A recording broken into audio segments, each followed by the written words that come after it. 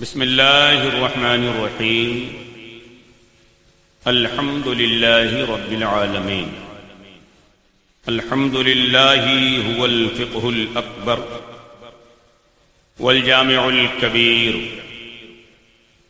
لزیادات فیضہ المبسوط الدرر الغرر به الہدایہ ومنہ البدایہ وإليه النهاية بحمده الوقاية ونقاية الدراية وعين العناية وحسن الكفاية والصلاة والسلام على الإمام الأعظم للرسل الكرام مالكي وشافعي أحمد الكرام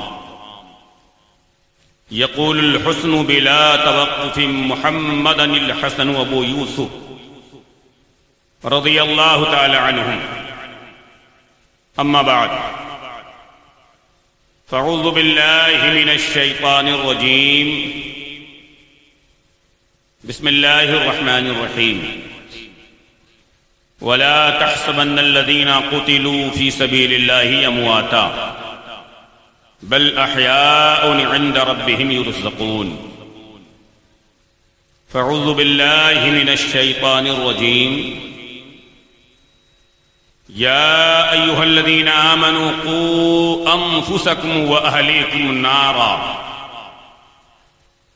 وقودها الناس والحجارہ صدق اللہ العظیم. وبلغنا رسوله النبی الامین المکین المتین الرؤوف الرحیم. ونحن على ذلك لمن الشاهدين والشاكرين والحمد لله رب العالمين. آمين آمين يا رب العالمين بجاه سيد المرسلين صلى الله تعالى وسلم وبارك عليه. قال الله تبارك وتعالى في شان حبيبه الكريم إن الله وملائكته يصلون على النبي يا أيها الذين آمنوا صلوا عليه وسلموا تسليما. اللهم صل وسلم بارك على سيدنا مولانا محمد وعلى آل سيدنا مولانا محمد معدن الجود والكرم وآله الكرام وابنه الكريم وبارك وسلم صلاة وسلام عليك سيدي يا حبيبي يا رسول الله صلى الله تعالى وسلم وبارك عليه. حضور علیہ السلام کا نام اقدس آئے تو ہمیں کیا کہنا چاہیے؟ صلی اللہ علیہ وسلم. آپ لوگ بولیں، بلند آواز میں بولیں. کہتے ہیں کہ ایک حکایت ہے، ایک عاشق تھا، ایک دیوانہ، ایک عاشق تھا دیوانہ. حضور علیہ السلام کا عاشق تھا، دیوانہ تھا، پاگل تھا آقا کا. ان کی عادت تھی کہ کہیں بھی حضور علیہ السلام کا نام آتا، چاہے ذاتی نام یا صفاتی نام، تو بلند آواز میں حضور علیہ السلام پر وہ درود پاک پڑھا کرتے تھے. بلند آواز میں حضور علیہ السلام پر درود پاک پڑھا کرتے تھے، بغیر کسی سے شرم کیے ہوئے، بغیر کسی کا لحاظ کیے ہوئے. آقا کی محبت میں علیہ السلام درود شریف پڑھتے تھے بلند آواز میں. ان کی عادت ایسی تھی کہ مشہور ہو گئے تھے وہ اس بات کو لے کر وہ مشہور ہو گئے تھے لوگوں میں. وہ کہیں سے گزرتے یا کسی محفل میں آتے تو لوگ کہتے دیکھو وہ وہی بندہ ہے جو نبی علیہ السلام پر بلند آواز میں درود پڑھتا ہے. نبی علیہ السلام پر بلند آواز میں درود پڑھتا. لوگ مشہور ہوتے ہیں نا، کوئی چوری میں مشہور ہوتا ہے معاذ اللہ، کوئی زنا میں مشہور ہوتا ہے، کوئی ڈکیتی میں مشہور ہوتا ہے، کوئی شراب پی کر مشہور ہوتا ہے، کوئی بدماشی کر کے جھگڑا فساد کر کے مشہور ہوتا ہے. کسی کو اور زیادہ مشہور ہونا ہو تو کچھ اول فول بکتا ہے، پھر وہ سوشل میڈیا پر آ جاتا ہے اور اس طرح سے وہ لوگ اسے جاننے لگتے ہیں. کچھ لوگوں کا یہ مزاج ہوتا ہے کہ بدنام اگر ہوں گے تو کیا نام نہ ہوگا. ایسے بھی مزاج کے لوگ ہیں. تو لوگ اپنے اپنے کرتوت اور کارنامے سے مشہور اور معروف ہوتے ہیں. کتنا اچھا شخص وہ تھا جو اس بات کو لے کر مشہور تھا کہ دیکھو وہی آ رہا ہے نا جو بلند آواز میں ہر محفل میں نبی علیہ السلام پہ درود پڑھتا ہے. اور جب وہ بھرے مجمع میں بلند آواز میں حضور علیہ السلام پر درود پڑھتے نا تو پورا مجمع انہی کو دیکھتا، پورا مجمع انہی کو دیکھتا. محفل میں سبھی لوگ انہیں دیکھ رہے ہیں اور ہم دیکھنے والوں کی نظر دیکھ رہے ہیں. پورا مجمع انہی کو دیکھتا. مشہور تھے وہ کہ وہی جا رہا ہے عاشق جو نبی علیہ السلام پر درود پڑھتا ہے. انتقال ہو گیا، مرضی الہی قضا آئی، انتقال ہو گیا. تو ایک اللہ والے نے خواب میں دیکھا وہ جنت میں ٹہل رہے تھے. سبحان اللہ آتا ہے تو بول کے بتاؤ. انتقال ہو گیا، کسی اللہ والے نے خواب میں دیکھا کیا حال ہے، خیریت تو ہے؟ عاشق نے کہا خیریت تو آپ دیکھ ہی رہے ہیں، جنت میں ٹہل رہا ہوں، اللہ نے اعلیٰ مقام عطا فرمایا ہے. وہم و گمان سے بہتر اللہ تعالیٰ نے مقام اور درجہ دیا، اعلیٰ منصب اور مقام عطا کیا، جگہ عطا کیا پروردگار نے. اللہ والے نے کہا کس بات کی جزا ہے، کس بات پر اجر ہے یہ؟ تو کہا نیکیاں تو اور بھی تھیں، نیکیاں تو اور بھی تھیں، پر یہ جو اجر ہے نا، یہ جو جنت کا تحفہ ہے نا، یہ خالص حضور علیہ السلام پر درود کا صدقہ ہے. حضور علیہ السلام پر درود کا صدقہ ہے. اور عاشق نے کہا معلوم ہے جنت تو ملی ہی. عاشق نے کہا سرکار جنت تو ملی ہی، جنت میں ہوں، اللہ کا شکر و احسان ہے، لیکن ایک بڑے کمال کی بات یہ ہے کہ جیسے دنیا میں مجھے لوگ کہتے تھے نا کہ وہ عاشق آ رہا ہے جو نبی علیہ السلام پر درود پڑھتا ہے، ایسے یہاں فرشتے بھی مجھے کہتے ہیں، ایسے فرشتے بھی کہتے ہیں یہ وہ عاشق ہے جو نبی علیہ السلام پر درود پڑھتا تھا. نعرے تکبیر، نعرے رسالت، فیضان شہید آدم، فیضان غوث آدم، فیضان شہید آدم، مسلک اعلی حضرت، فیضان اعلی حضرت، فیضان اعلی حضرت، خلیفہ سرکار تاج الشریعہ. نعرے تکبیر. میں پورے ملک میں ایک پیغام دیتا ہوں، حضور علیہ السلام کی محفل کا ادب اگر آتا ہے، آپ کو احترام آتا ہے تو آقا کی محفل میں آؤ، احترام نہیں آتا تو مت آؤ، ادب نہیں آتا تو مت آؤ، چاہے وہ علماء ہو یا عوام ہو. جی آپ کو ادب کرنے آتا ہے نبی علیہ السلام کی محفل کا، غوث آدم کی محفل کا، شہیدان کربلا کی محفل کا، تو آپ آؤ، ورنہ آپ کے ہمارے آنے اور جانے کا میرے آقا کی محفل محتاج نہیں ہے. میرے آقا کا ذکر ہمارا اور آپ کا محتاج نہیں. میرے رب نے فرمایا وَرَفَعْنَا لَكَ ذِكْرَكَ، میرے اعلیٰ حضرت کہتے ہیں تو گھٹائے سے کسی کے نہ گھٹا ہے نہ گھٹے، جب بڑھائے تجھے اللہ تعالیٰ تیرا. وَرَفَعْنَا لَكَ ذِكْرَكَ کا ہے سایات تجھ پر، ذکر اونچا ہے تیرا، بول ہے بالا تیرا، ذکر اونچا ہے تیرا، بول ہے بالا تیرا. مٹ گئے مٹتے ہیں مٹ جائیں گے اعداء تیرے، نہ مٹا ہے نہ مٹے گا کبھی چرچا تیرا. اللہ کا شکر ادا کیا کرو. اگر محفل میں آنے کا موقع ملا ہے، حضور کی محفل میں آنے کا موقع ملا ہے، تو سجدے شکر بجا لایا کرو کہ میرے مولا تیرا احسان عظیم ہے کہ تو نے اپنے محبوب کے ذکر کے لیے ہمارا انتخاب کیا ہے. ورنہ ہم جیسا گنہگار اور تیرے حبیب کی محفل، ہم جیسا گنہگار تیرے حبیب کا ذکر، یہ تو تیرا احسان عظیم ہے نا. جب غوث آدم رضی اللہ تعالی عنہ فرمائیں کہ میری مرضی کے بغیر کوئی میرا ذکر نہیں کر سکتا، تو یہ تو غوث آدم کے بابا جان ہیں امام علی مقام. رضی اللہ تعالیٰ عنہ، ان کی مرضی کے بغیر کون آئے گا؟ ان کی مرضی کے بغیر کون آئے گا؟ اللہ قرآن پاک میں فرماتا ہے نا، فَاذْكُرُونِي أَذْكُرُكُمْ، میرے بندو مجھے یاد کرو میں تمہارا چرچا کروں گا، مجھے یاد کرو میں تمہارا چرچا کروں گا۔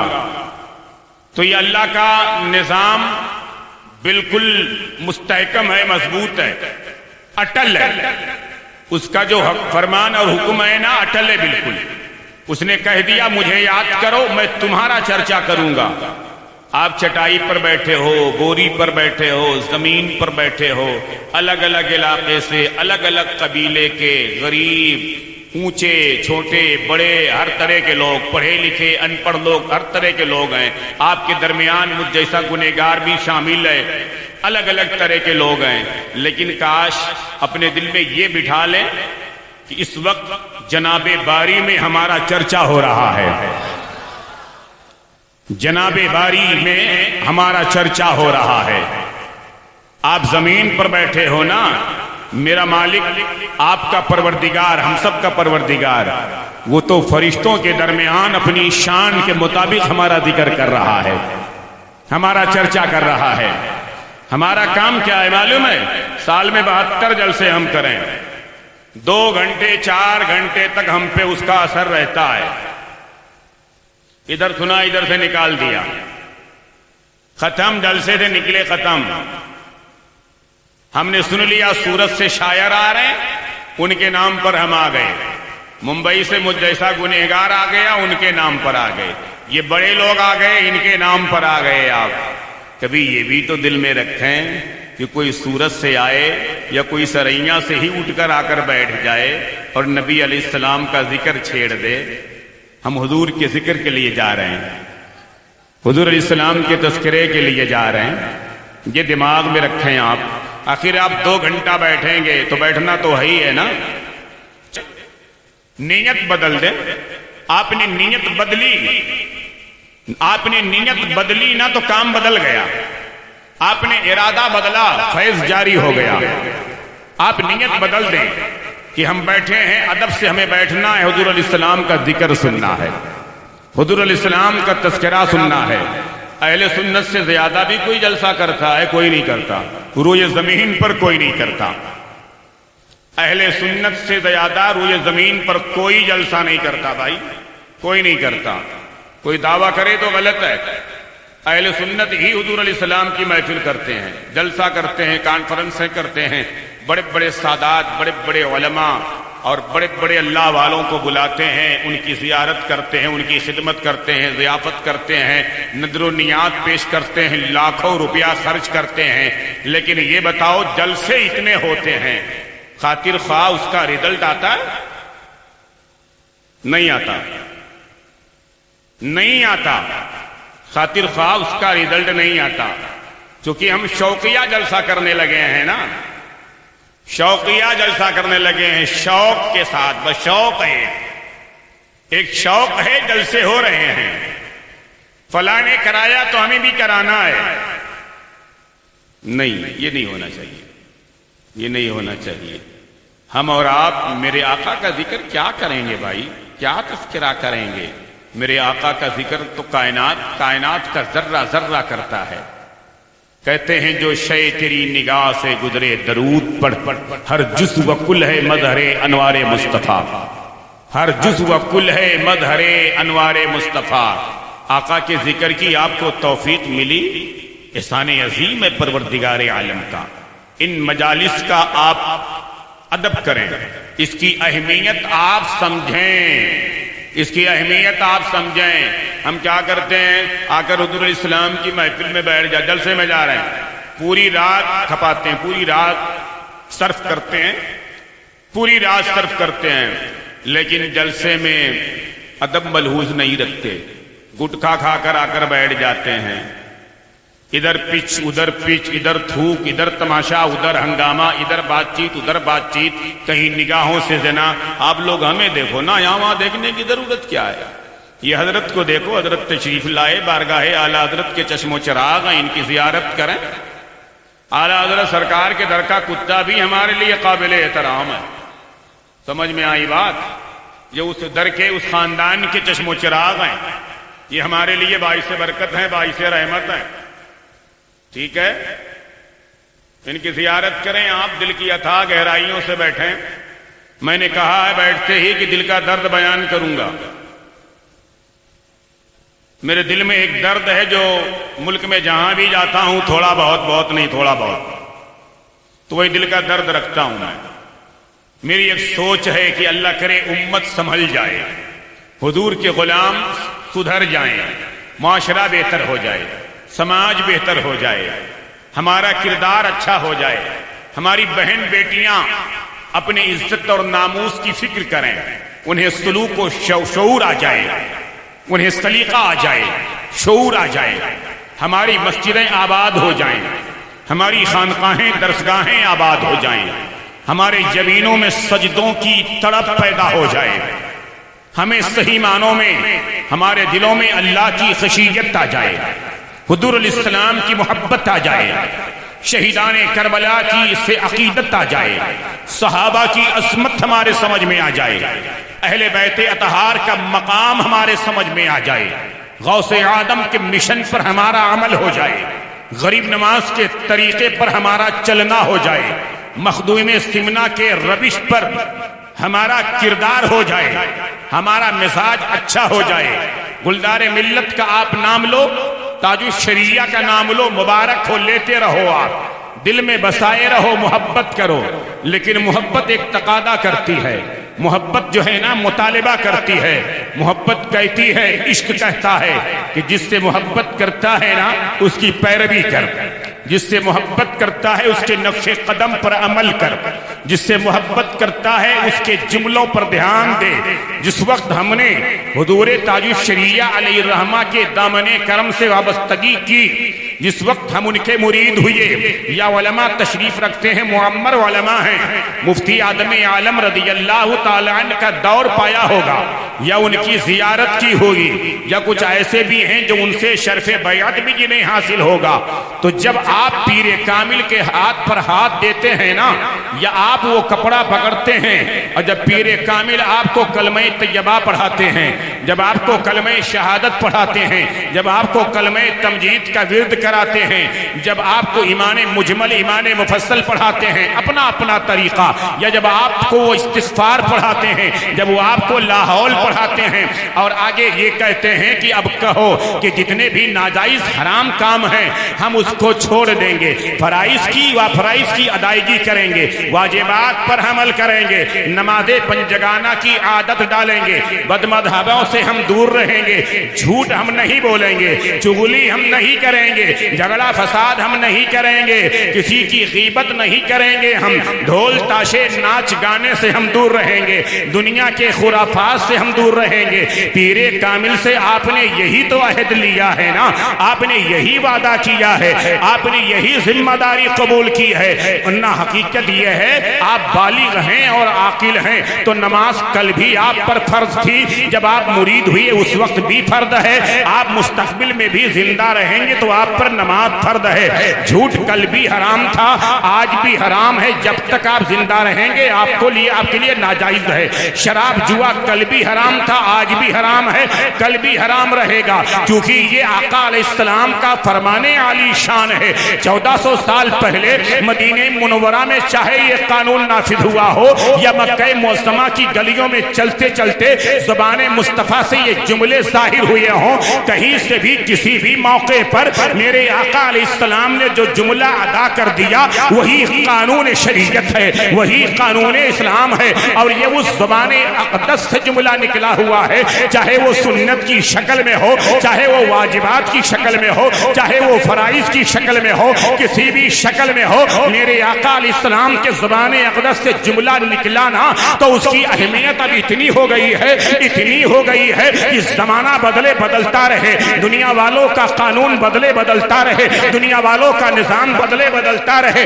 حکومتیں آئیں اور چلی جائیں، لوگوں کا مزاج بدلے بدلتا رہے، زمین ادھر سے ادھر ہو جائے کوئی فرق نہیں پڑتا ہے، آسمان ٹل جائے کوئی فرق نہیں پڑتا ہے، لیکن 1400 سال پہلے مسجد نبوی میں تشریف فرما ہو کر کھجور کی ٹوٹی ہوئی چٹائی پر بیٹھ کر کے آمینہ کے لخت جگر نے، عبداللہ کے نور نظر نے، رب کے محبوب نے، سب کے محبوب نے جو قانون بنا دیا ہے، جو ضابطہ و دستور بنا دیا ہے، وہ ایک جملہ نہیں، ایک نقطہ بھی نہیں بدل سکتا ہے، تذکیر و تانیث ادھر ادھر نہیں ہو سکتا ہے، زبر زیر نہیں بدل سکتا ہے، جب یہی مساج ہے اور یقیناً یہی مساج ہے، یہی حال ہے کہ میرے آقا کا قانون نہیں بدل سکتا ہے، دنیا ساری کوششیں کر لے، چاہے کتنی بھی ظالم حکومت آ جائے، کتنے بھی ظالم حکمراں آ جائیں، چاہے وہ ہٹلر کی شکل میں کوئی آ جائے یا کسی بھی شکل میں اس روئے زمین پر دنیا کی حکومت کی باغ ڈور سنبھالے، لیکن اسے میں بابا کے دہل یہ چیلنج کرتا ہوں، تم کتنے بھی شور مچاتے رہو،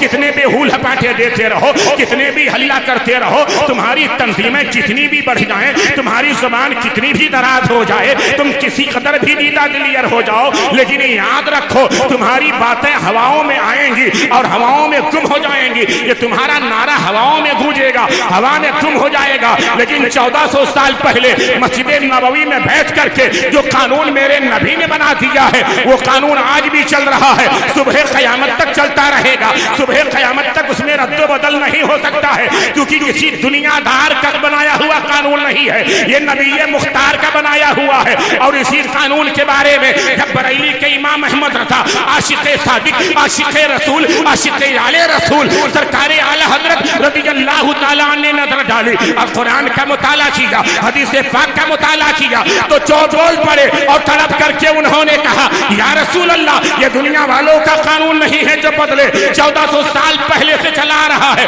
صبح قیامت تک چلتا رہے گا، نماز کے جو قانون ہے وہی رہے گا، وضو میں 4 فرض ہے وہی رہے گا، تیمم میں 3 فرض ہے وہی رہے گا، نہ کوئی سنت کم کر سکتا ہے نہ کوئی فرض زیادہ کر سکتا ہے، کہ میرے امام نے تڑپ کر کے کہا وہ زبان جس کو سب کن کی کنجی کہے اس کی نافذ حکومت پہ لاکھوں سلام، وہ دہن جس کی ہر بات وہی خدا، چشمے علم و حکمت پہ لاکھوں سلام، عرش تا فرش ہے جس کے زیر نگی اس کی قاہر ریاست پہ لاکھوں سلام۔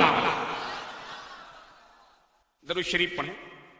آپ لوگ سب اہل سنت سے ہی ہو نا؟ ذرا بتائیں ہاتھ اٹھا کر، آپ بھی اٹھا لیں، کیا برا ہے؟ جی جی آپ سے کہہ رہا ہوں، ہاں میری نظر بڑی تیز ہے، میں بہت دور تک دیکھتا ہوں الحمدللہ رب العالمین۔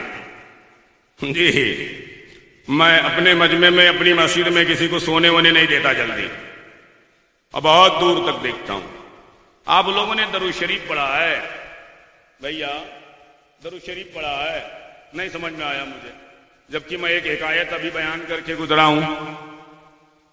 سنی یہاں سے درود نہیں پڑھتا، یہاں سے پڑھتا ہے۔ میرے اعلیٰ حضرت کہتے ہیں، اعلیٰ حضرت کا ایک شعر ہے رضی اللہ تعالیٰ عنہ، درود شریف پڑھیں تو بتاؤں؟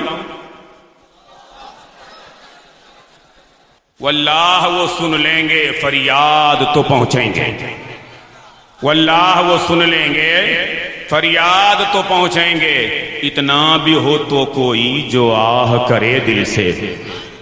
وہابی لوگ کیا کہتے ہیں معلوم ہے؟ یہ سنی لوگ جب بھول جاتے ہیں تو درود پڑھاتے ہیں۔ وہابی لوگ کہتے ہیں کہ سنی لوگ جب بھول جاتے ہیں تو درود پڑھاتے ہیں، ہے تھوڑا سا صحیح، لیکن کاش اس کی فضیلت وہ بھی سمجھ جاتے، کاش اس کی فضیلت وہ بھی سمجھ جاتے۔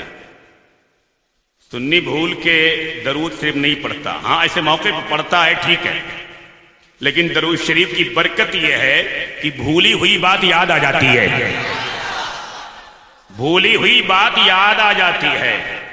اور یہ الزام جو ہے کہ بھولنے پر ہی درود پڑھتے ہیں، یہ غلط ہے، یہ غلط ہے۔ ارے سنی تو اٹھتے بیٹھتے سوتے جاگتے، نماز کے پہلے نماز کے بعد، اذان کے پہلے اذان کے بعد اتنا سنی درود پڑھتا ہے کہ وہابیوں کے ناک میں دم کر دیا ہے، بالکل پریشان ہیں یہ لوگ، پریشان ہیں۔ ہم سے ایک صاحب کہنے لگے کہ یہ اذان سے پہلے اذان کے بعد اور یہ نماز کے بعد پہلے، یہ سب کہاں سے ثابت ہے آپ لوگ اتنا پڑھتے ہیں درود؟ تو میں نے کہا منع کہاں ہے وہ بتا دو، میں نے کہا منع کہاں کیا گیا وہ بتاؤ؟ ابے قرآن نے تو یہی کہا ہے نا کہ بے شک اللہ اس کے فرشتے درود بھیجتے ہیں اس غیب بتانے والے نبی پر، غیب بتانے والے نبی پر۔ ایمان والو تم بھی ان پر درود و سلام خوب بھیجو۔ قرآن نے یہی کہا ہے نا، یہ تھوڑی کہا کہ فجر بعد پڑھو، ظہر بعد مت پڑھنا، عصر بعد پڑھو، مغرب بعد نہیں پڑھنا، مغرب بعد پڑھو، عشاء بعد نہیں پڑھنا، مسجد میں پڑھو، گھر پہ نہیں پڑھنا، دکان پہ پڑھو، مکان میں نہیں، ایسا کچھ نہیں کہا نا۔ تو قرآن نے جب وقت کا تعین نہیں کیا، مطلق فرما دیا، تو آج کا یہ شخص کون ہوتا ہے منع کرنے والا؟ کون ہوتا ہے بھائی یہ منع کرنے والا، قید لگانے والا؟ سنی کا مزاج تو یہ ہے کہ میں سو جاؤں یا مصطفیٰ کہتے کہتے، کھلے آنکھ صلی علی کرتے کہتے۔ اصل میں ہوا کیا، ہم اہل سنت کے لوگ جو ہے نا سنتے بہت ہیں، دھیان کم دیتے ہیں۔ اے بیٹا، اے لڑکا، اے بہت ماروں، اے بھیا وہ میرا ڈنڈا اٹھائیے تو۔ ہاں ڈنڈا لے کر آیا ہوں بنارس میں، بہت مارتا ہوں بچے لوگ کو، صحیح سے بیٹھو۔ ابھی سمجھایا ہوں نا کہ ادب سے بیٹھو، ادب سے بیٹھو۔ تم لوگ ہمارا مستقبل ہو بیٹا، یعنی ہمارا فیوچر ہو آپ لوگ۔ اگر آپ لوگ ابھی سے بگڑے رہو گے تو مستقبل کا کیا ہوگا؟ اور میں بتا دوں، اللہ کی قسم کھا کے میں کہتا ہوں، رب کعبہ کی قسم، جو حضور کی محفل اور حضور کے ذکر کا ادب نہیں کر سکا نا، اس زمانے میں کسی کا ادب نہیں کر سکتا، زمانے میں کسی کا ادب نہیں کر سکتا۔ جو یہاں بے ادب رہا تو اللہ کی پھٹکار ایسی ہوگی نا کہ نہ وہ ماں کا ادب، نہ باپ کا ادب، نہ بڑوں کا ادب، کسی کا ادب نہیں کر سکتا۔ ادب کرو، جتنی دیر بیٹھو دل سے بیٹھو۔ یہ ہنسنا کھیلنا تماشا یہ سب بالکل مت کرو۔ یہی تماشے نے ہمارے جلسوں کا فیض ختم کر دیا، اور ہم جیسے لوگوں کو فکر کی کیا ہے؟ تم چاہے لیٹ کے سنو، چاہے تماشا کرو، ہنگامہ کرو، ہم کو تو بس یہی کرنا ہے۔ گھنٹے دو گھنٹے کے لیے ہمارے یہاں اٹھایا، وہاں مارا، یہاں مارا، وہاں پھینکا، یہ حکایت سنائی، وہ لطیفہ سنایا، یہ خوشخبری سنائی، وہ شفاعت کی خبر دے دیا، وہ غوث آدم کی کرامت بیان کر دیا، غوث آدم نے مردے زندہ کیے رضی اللہ تعالیٰ عنہ، غریب نواز کے کھڑاؤں نے جوگی جے پال کو مسلمان بنا دیا، ولی بنا دیا، عبداللہ بیابانی بنا دیا، مخدوم پاک نے جناتوں کو مار ڈالا۔ یہ سب سن کر کے ہم خوش ہو جاتے ہیں۔ میاں مخدوم پاک نے یہ کیا، غوث پاک نے کیا، غریب نواز نے کیا، آپ کیا کر رہے ہو بتاؤ؟ آپ کیا کر رہے ہو؟ آپ اپنی بات کرو۔ کمیٹیاں 50 سال سے چلتی آ رہی ہیں جلسہ کرانے والوں کی، لیکن کمیٹی کا حال یہ ہے کہ 50 سال بعد بھی باشرہ نہیں ہو سکے، 50 سال بعد بھی جبینوں میں سجدوں کی تڑپ نہیں پیدا ہو سکی، مساجد میں جا کر اللہ پاک کی بارگاہ میں سجدہ ریز نہ ہو سکے۔ سوال یہ ہے کیا سال میں ایک جلسہ کرانے سے ہی آپ جنتی ہو جاؤ گے؟ سال میں ایک ذکر شہدائے کربلا یا شہیدان کربلا کے نام کانفرنس آپ نے کروا لیا، یہ کانفرنس آپ کو جنت دلا دے گی؟ یا آنے والا خطیب جو ایران توران کی بات کرے، وہ شفاعت اور بخشش اور کرامتیں سنا کر وہ جنت آپ کو دلا دے گا؟ بالکل نہیں۔ شرع نے ایک قانون اور ضابطہ متعین کیا ہے۔ قرآن نے ارشاد فرمایا یا ایھا الذین آمنوا ادخلوا فی السلم کافہ۔ کیوں کہا قرآن نے؟ اگر کلمہ پڑھ لینے کا ہی نام سب کچھ ہے تو قرآن نے یہ کیوں کہا؟ پورے طور پر اسلام میں داخل ہو جاؤ۔ توحید کے ساتھ اور بھی ذمہ داریاں ہیں، توحید کے ساتھ اور بھی کام ہے آپ کے لیے۔ توحید ایمان کے بعد نماز ہے، روزہ ہے، صدقہ ہے، زکوٰۃ ہے، خیرات ہے۔ نماز اگر آپ عاقل اور بالغ ہیں تو نماز آپ پر فرض ہے۔ اگر آپ کے ساتھ عذر شرعی نہیں ہے تو رمضان کا روزہ آپ پر فرض ہے۔ اگر آپ صاحب طاقت ہیں، صاحب نصاب ہیں تو زکوٰۃ آپ پر واجب ہے۔ اگر آپ صاحب نصاب ہیں تو حج آپ پر فرض ہے، زندگی میں ایک بار فرض ہے۔ تو آپ نے کلمہ پڑھ لیا، آپ نعرہ لگانے لگے جنت میرے باپ کی، جنت میں تو میں ایسے چلے جاؤں گا، ویسے چلے جاؤں گا، آدم علیہ السلام آئے تھے، میرے باپ ہیں، وہیں جاؤں گا۔ دنیا کا بکواس آپ کرتے ہیں، دنیا کا بکواس آپ کرتے ہیں۔ صدیق اکبر رضی اللہ تعالیٰ عنہ نے تو ایسا نہیں کہا، سیدنا عمر فاروق رضی اللہ تعالیٰ عنہ نے تو ایسا نہیں کہا، سیدنا عثمان غنی رضی اللہ تعالیٰ عنہ نے ایسا نہیں کہا، سیدنا مولائے کائنات کرم اللہ وجہ الکریم نے ایسا نہیں کہا، وہ تو ایسے بخشے بخشائے تھے کہ حضور علیہ السلام نے انہیں جنت کی سرٹیفکیٹ عطا فرما دیا تھا، حضور علیہ السلام نے جنت کی سند عطا فرما دی تھی۔ یہ ایسے بخشے ہوئے لوگ تھے، لیکن انہوں نے اس طرح سے دعویٰ کر کے نماز سے منہ نہیں پھیرا، فرائض و واجبات سے منہ نہ پھیرا انہوں نے، بلکہ سیدنا عمر فاروق رضی اللہ تعالی عنہ خلیفہ دوم مقام اتنا بلند ہے کہ میرے آقا علیہ السلام ارشاد فرماتے میرے عمر کی وہ شان ہے کہ جب یہ راستہ چلتا ہے تو اس کے خوف سے، اس کی دہشت سے جو ہے شیطان اپنا راستہ تبدیل کر دیا کرتا ہے، شیطان راستہ بدل دیتا ہے۔ میرے آقا فرماتے میرے عمر کی شان یہ ہے کہ عمر میرے حجرے میں بیٹھ کر مجھے جو مشورہ دیتا ہے آسمان سے وہی نازل ہوا کرتی ہے، اللہ کا فرمان نازل ہوتا ہے، میرے عمر کی وہ شان ہے۔ میرے آقا ارشاد فرماتے لا نبی بعدی، میرے بعد کوئی نبی نہیں ہے، پر اگر نبوت کا دروازہ کھلا ہوتا، میں نبوت کے محل کی آخری اینٹ تھا، میرے مولا نے مجھے بھیج کر تمام فرما دیا، اب کوئی نبی نہیں، اگر کوئی نبی ہوتا تو میرا عمر ہوتا۔ مگر وہ کیا کہتے معلوم ہے؟ اے میرے مولا کاش مجھے انسان نہ بنایا ہوتا، کاش مجھے انسان نہ بنایا ہوتا، کاش مجھے زمین کی گھاس، زمین کا تنکا بنایا ہوتا، درختوں کے پتے بنایا ہوتا، تاکہ تیرے حساب سے میں بچ جاتا، تیری پکڑ سے میں بچ جاتا، تیری گرفت سے میں بچ جاتا۔ یہ کون کہہ رہے ہیں؟ خلیفہ دوم ہیں، حضور علیہ السلام کے چہیتے ہیں، پیارے آقا علیہ السلام کے نور نظر ہیں، لفت جگر ہیں یہ صحابہ، وہ کہہ رہے ہیں۔ اور ہم سال میں ایک جلسہ کرا لیے نا، پیر صاحب کا ہاتھ چوم لیے تو سمجھتے جنت کے ہم ٹھیکیدار ہیں، قطعی نہیں، غلط ہے۔ اگر کوئی پیر فقیر، کوئی عالم، کوئی خطیب، کوئی مقرر اس طرح سے آپ کو مینے دلاتا ہے تو غلط کر رہا ہے، آپ کے حقوق کو پامال کر رہا ہے، آپ کو غلط روش پر ڈال رہا ہے۔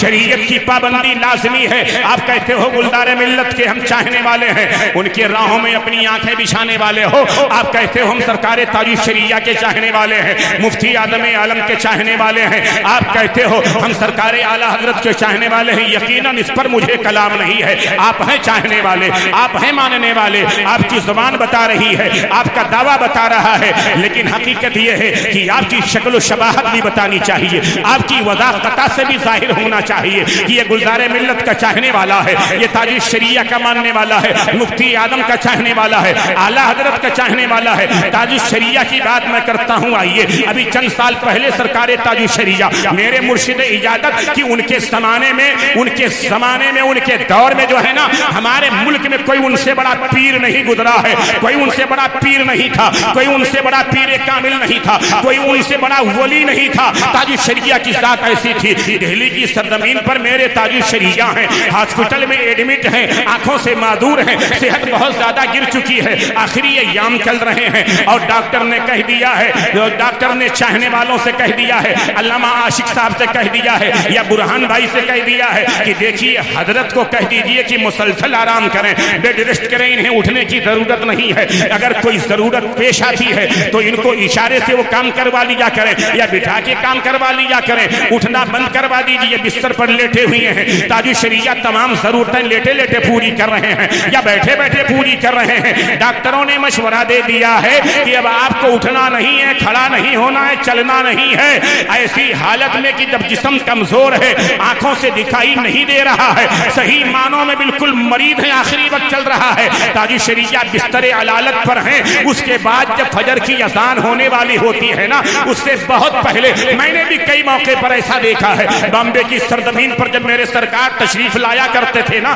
تو الحمدللہ رب العالمین ایک امت کا ایک بڑا مجمع لے کر کے یہ فقیر حاضر ہو جایا کرتا تھا کہ چلو کسی پیر کامل کے دامن کرم سے ان بندوں کو وابستہ کرا دیا جائے، ورنہ معلوم نہیں کون کہاں سے پیر آتا ہے، کون ان کو لے کر کے جاتا ہے، کون ان کا عقیدہ برباد کرتا ہے، خراب کرتا ہے۔ لہذا اگر یہ کسی پیر کامل سے وابستہ ہو گئے تو ان کا ایمان محفوظ ہو جائے گا، ان کا عقیدہ محفوظ ہو جائے گا، یہی کام اللہ والوں کے ساتھ ہمارا جاری رہتا ہے۔ تاج الشریعہ کو ڈاکٹر نے کہا کہ آپ جو ہے اس طرح سے اٹھیں گے نہیں، آپ وقت سے پہلے گھڑی دیکھا کرتے تھے، بٹن دباتے تھے تو گھڑی آواز دیا کرتی تھی, گھڑی بتایا کرتی تھی کہ اتنے بج رہے ہیں. یعنی آپ کو معلوم ہوتا کہ اذان کا وقت ہونے والا ہے.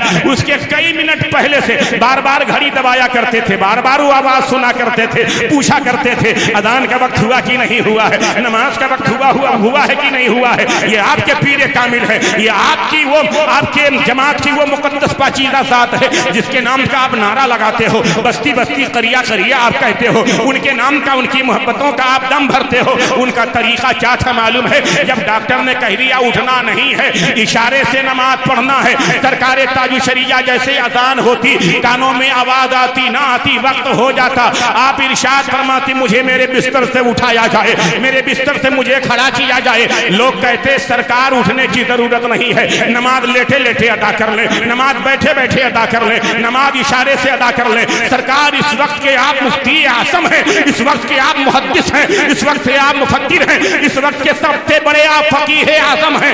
آپ کو تو مسئلہ معلوم ہی ہے نا, اشارے سے نماز پڑھ لیں, بیٹھے بیٹھے پڑھ لیں. میرے تاج الشریعہ فرماتے نہیں, مجھے اشارے سے نماز نہیں پڑھنا ہے, مجھے بیٹھے بیٹھے نماز نہیں پڑھنی ہے, مجھے کھڑا کرو نماز میں قیام کے ساتھ پڑھوں گا, کھڑا کرو نماز قیام کے ساتھ پڑھوں گا.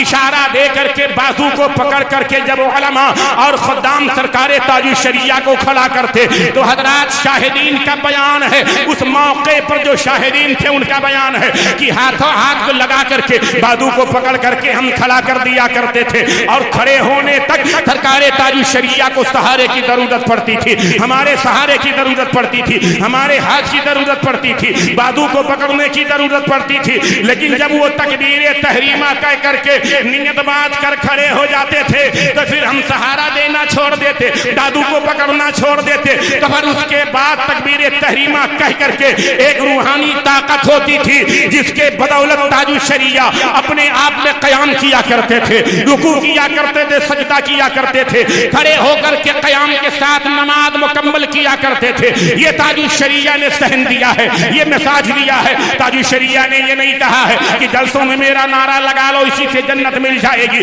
میرے نام کا دم بھرنا اسی سے جنت مل جائے گی, میرے نام کا چرچا کرنا اسی سے جنت مل جائے گی. ارے جس بات کا درس تاج الشریعہ نے دیا ہے انہوں نے بھی یہی کہا ہے کہ پیارے حبیب کو پکار, پیارے نبی کا نام لے, دامن مصطفیٰ میں آپ پائے رسول تھام لے. تاج الشریعہ نے اخیر وقت قیام کے ساتھ نماز پڑھ کر کے بتا دیا میرے ماننے اور چاہنے والوں, کسی بھی حال میں رہو گے نماز تم پر لازم ہے, نماز تم پر فرض ہے, نماز چھوڑنا بالکل غلط ہے, نماز چھوڑنا حرام ہے, نماز چھوڑنا گناہ ہے. حدیث پاک میں آتا ہے, علماء بیان فرماتے ہیں قصدن اگر کسی نے ایک وقت کی نماز چھوڑ دیا بغیر عذر شرعی کے تو 70,000 برس جہنم میں جلایا جائے گا. آج ہماری فجر بھی غائب ہو رہی ہے, ہماری سحر بھی غائب ہو رہی ہے, عصر بھی غائب ہے, مغرب بھی غائب ہے, عشاء بھی غائب ہے. اس کے بعد ہمارا نعرہ ہے کہ ہم جنتی ہیں, ہمیں اس پر کلام نہیں ہے. آپ کا ایمان اور عقیدہ مضبوط رہے, مستحکم رہے, اس پر مجھے اعتراض اور کلام نہیں ہے. لیکن یاد رکھو نماز بھی لازمی ہے, روزہ بھی لازمی ہے, زکات بھی لازمی ہے, شرع کی پابندی لازمی ہے. جب ہمارے اکابرین نے ہمیں یہ سہن دیا ہے, اور اکابرین کی بات تو اپنی جگہ پر ہے, آئیے میدان کربلا میں آ جائیے. ذکر شہداء کربلا میں آپ بیٹھے ہوئے ہیں, شہیدان کربلا کے نام کی ایک کانفرنس ہے, شہید آدم کانفرنس ہے. آپ 10 روز یہ تقریریں سنا کرتے ہیں, ایسی مجالس میں حاضر ہوا کرتے ہیں کہ آپ نے کبھی اس پر توجہ دیا کہ امام علی مقام مدینہ شریف سے مکہ شریف آ گئے, مکہ شریف سے سفر طے کرتے ہوئے کربلا شریف آ گئے. آپ واقعات سنتے ہیں, امام مسلم کی شہادت آپ سماعت کرتے ہیں, امام حسین کی شہادت سماعت کرتے ہیں, حضرت حر کی شہادت سماعت کرتے ہیں, وہب بن عبداللہ کی شہادت آپ جو ہے سماعت کرتے ہیں, حضرت ابو بکر حضرت علی اکبر کی شہادت آپ جو ہے حضرت علی اکبر کی شہادت آپ سماعت کرتے ہیں, علی اصغر کی شہادت سماعت کرتے ہیں. لیکن آپ نے کبھی اس بات پر توجہ دیا کہ یزید کی مخالفت جو امام علی مقام نے کیا تھا اس کی وجہ کیا تھی؟ یزید کے خلاف امام حسین نے جو علم بلند کیا تھا, پیغام حق بلند کیا تھا, اس کی وجہ کیا تھی؟ آپ بھی سن چکے ہوں گے, بارہا سن چکے ہوں گے, مجالس میں آتے جاتے ہیں, آپ کو خبر ہوگی کہ امام حسین نے یزید کی مخالفت اسی بنیاد پر کیا تھا. یزید کافر نہیں تھا, یزید مرتد نہیں تھا, اپنے آپ کو مسلمان کہتا تھا,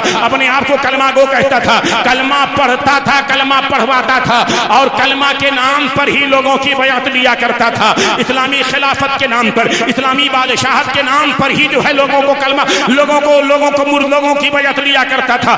یزید کا اعلان اعلان تھا کہ میں بھی مسلمان ہوں، میں بھی کلمہ پڑھنے والا ہوں۔ وہ مرتد نہیں تھا، دین اسلام کی بغاوت کھل کر کے نہیں کیا تھا۔ ہاں اتنا تواریخ میں آتا ہے کہ یزید نماز کا پابند نہیں تھا، یزید روزے کا پابند نہیں تھا، یزید زکات کا پابند نہیں تھا، یزید شرع کی پابندی نہیں کرتا تھا، شرابی جواری تھا، فاسق و فاجر تھا، ناچ گانے کرایا کرتا تھا، ڈھول مجیرے بجوایا کرتا تھا، شرع کی پاسداری نہیں کرتا تھا، شرع کے قانون کو بالائے طاق رکھتا تھا، شرع شریف کے قانون کو پامال کیا کرتا تھا۔ یہی سارے وجوہات تھے جس کی بنیاد پر امام علی مقام رضی اللہ تعالی عنہ نے یزید کی بیعت کرنے سے انکار کر دیا اور اس کے خلاف آپ نے آواز اٹھائی، پیغام حق بلند کیا۔ حالات یہاں تک گزرے کہ میدان کربلا میں آنا پڑا۔ میدان کربلا میں حر بھی شہید ہو گئے، وہب بن عبداللہ بھی شہید ہو گئے، اکبر بھی شہید ہو گئے، زین العابدین اکبر بھی شہید ہو گئے، اصغر بھی شہید ہو گئے، قاسم بھی شہید ہو گئے، اون محمد بھی شہید ہو گئے، علی اصغر بھی شہید ہو گئے۔